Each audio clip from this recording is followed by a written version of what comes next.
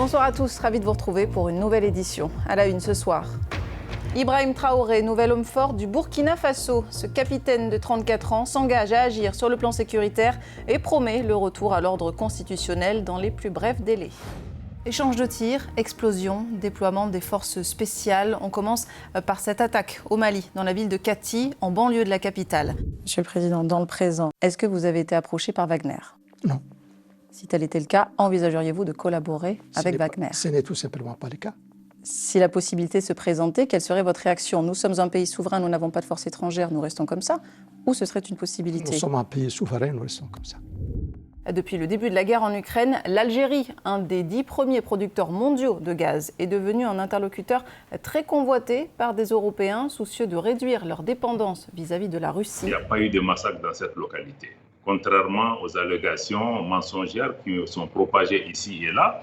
Donc pour vous, ce sont des faux témoignages, monsieur le ministre. Ce sont de faux témoignages. On a vu dans d'autres types de situations où des témoignages ont été fabriqués. Pourquoi ouvrir une enquête si vous êtes certain que vos hommes ont tué des terroristes et non des civils ?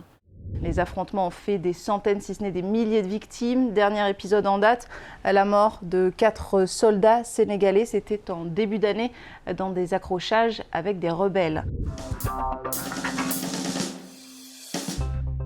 Et si nos téléphones portables usagés pouvaient servir à confectionner des œuvres d'art ? Si, c'est possible.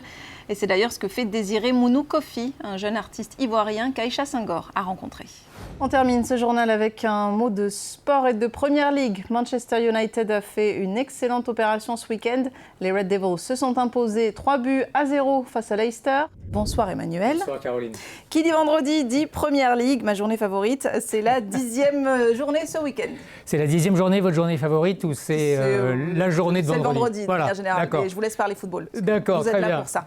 Alors, Brighton-Tottenham. Rapidement, quel regard vous portez sur votre parcours ?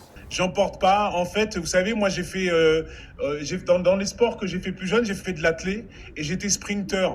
Et en fait, quand on regarde ne serait-ce que sur le côté, on perd des millièmes de seconde et ça joue sur la performance. Donc, j'ai pris l'habitude de regarder droit devant. Je regarderai à la ligne d'arrivée quand j'aurai fini. On espère qu'elle sera aussi loin que possible, la ligne d'arrivée. Ça sera un 800 mètres alors, et pas un 100 mètres. Merci. Merci à vous.